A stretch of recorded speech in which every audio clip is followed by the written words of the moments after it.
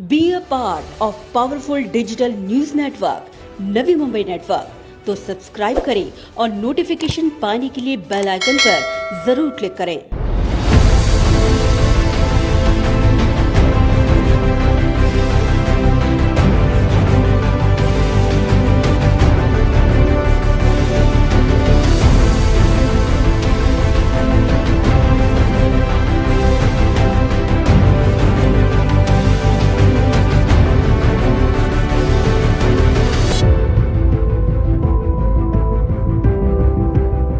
प्रभाग की जनता की सुरक्षा के लिए 24/7 तैनात वाशी जुहू गांव प्रभाग क्रमांक 53 का प्रतिनिधित्व करने वाले पूर्व नगर सेवक प्रभाकर भोईर द्वारा प्रभाग के अंतर्गत आने वाले वाशी सेक्टर 12 के रिहायशी इलाकों और जुहू गांव में जंतुनाशक फवारने के काम की शुरुआत की गई है। दरअसल इस इलाके में रहने वाले नागरिक आज कोरोना संक्रमण के दौर में एक विभिन्न प्रकार की समस्याओं से होकर जूझ रहे हैं। दरअसल आज इस परिसर में कीड़े मकोड़ों के बढ़ते प्रादुर्भाव के चलते इस परिसर के नागरिकों में भय का माहौल व्याप्त हो चुका है, क्योंकि यह कीड़े सीधे उनकी इमारतों की दीवारों से चढ़कर घरों तक आ रहे हैं। इन जीव जंतु और कीड़ों की भयावहता का अंदाजा इसी बात से लगाया जा सकता है कि इन कीड़ों को काटने से इंसान के शरीर पर एक अलग ही प्रकार के लाल चकत्ते पड़ रहे हैं। इस समस्या की गंभीरता को देखते हुए प्रभाकर भोईर ने स्वखर्च से इस पूरे इलाके में रासायनिक दवाइयों के छिड़काव को अंजाम दिया।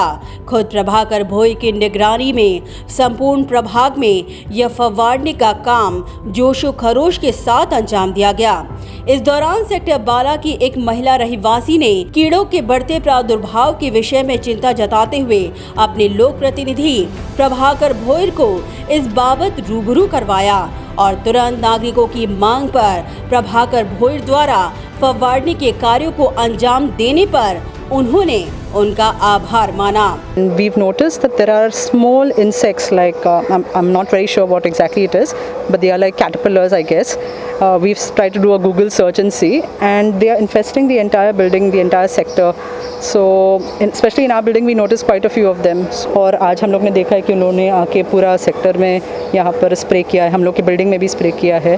तो होपफुली इशू रिजॉल्व होए, वो पता नहीं, लेकिन अभी तक तो जो स्प्रे किया है वो उसके लिए धन्यवाद। इस दौरान प्रभाकर भोईर ने भी इन कीड़े मकोड़ों के बढ़ते प्रादुर्भाव और उस कारण नागरिकों के स्वास्थ्य पर मंडराते खतरे पर अपनी चिंता व्यक्त की।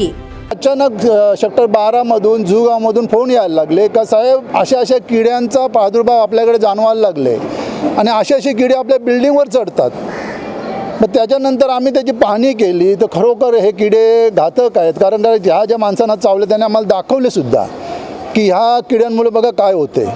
आणि मग आम्ही ताबडतोब औषध खरेदी केलं आणि आत्ता पहिला आम्ही ह्या किड्यांवरती सेक्टर 12 मध्ये फवारणी करत आहोत। ह्या किड्यांचा एकदम छोटे पण आहेत आणि त्याच्यामुळे ते कुठून कुठे चढतील, कुणाला चावतील, ह्या किड्यांचा काय परिणाम होतो हे तर आपल्याला माहिती नाही, पण उद्या जर ह्याचा परिणाम जास्तच झाला त्याच्या अगोदर आपण त्याच्यावर काहीतरी उपाययोजना केलेली बरी, म्हणून आम्ही हे आज पहिले सेक्टर 12 मध्ये फवारणी करत आहोत, त्याच्यानंतर मग जुगावमध्ये फवारणी करत आहोत। प्रभाकर भोईर ने कहा कि जुहू गांव खाड़ी किनारे के परिसर में भी कीड़ों का इतना आतंक पसरा हुआ था कि इस मुद्दे की गंभीरता इस बात से लगाई जा सकती है कि ये कीड़े मैंग्रोव के पत्तों तक को कतर चुके हैं, जो इस बात को दर्शाता है कि ये कीड़े मानव शरीर पर कितना व्यापक असर करते होंगे। खाडी किनारी हे किडे एवढे होते की लोकांना चालायला जागा नसायची, एवढे किडे होते आणि त्या किडे जे मँग्रोव्ह म्हणजे खारपुटी ह्याच्यावर गेल्यानंतर त्यांची पानं खाऊन टाकली, पानं सगळी गलून पडली, असं वाटतंय का ते मँग्रोव्हवर कुठलं तरी घातक औषध मारलंय असं ते। म्हणजे त्या किड्यांचा म्हणजे एवढा मोठा म्हणजे झाडांवरती जर एवढा परिणाम होतो मग माणसांवर सुद्धा परिणाम होणारच ना।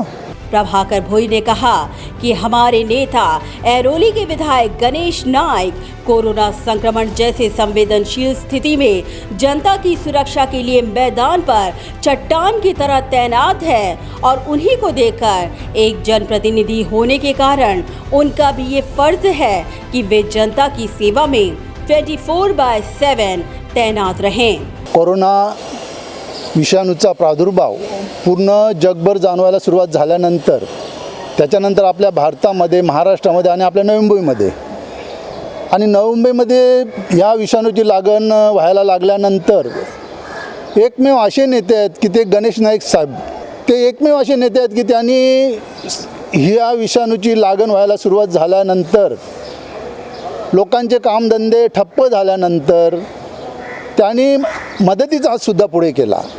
त्याच्यानंतर आमच्या वार्डसाठी त्यांनी 9 टन जीवनावश्यक वस्तू दिल्या आणि त्यांनी आज ह्या विषाणूची कुणाला लागण झालं आहे, त्याच्यानंतर त्यांच्यावर काय उपचार केले जातात, लोकांना औषधोपचार कुठल्या प्रकारे केला जातो, त्यांची गैरसोय होते की नाही, ह्याविषयी त्यांनी वेळोवेळी नवी मुंबई महानगरपालिकेच्या आयुक्त साहेबांची भेट घेऊन त्यांच्याकडून माहिती घेतली, त्यांना सूचना केल्या आणि खरोखर हे असे नेते आहेत की त्यांना लोकांच्या सुखदुःखाची जाणीव आहे आणि त्यांच्याबरोबर नेहमी असतात त्यांचे पाठीराखे म्हणून डॉक्टर संजीवजी नाईक साहेब, त्याच्यानंतर युवा नेते संदीपजी नाईक साहेब, माजी महापौर सागरजी नाईक साहेब, माजी महापौर जयवंत सुतार साहेब, भारतीय जनता पार्टीचे अध्यक्ष घरत साहेब, तसेच आणि खरोखर आम्हाला दादांनी ज्याप्रमाणे सांगितलं आहे की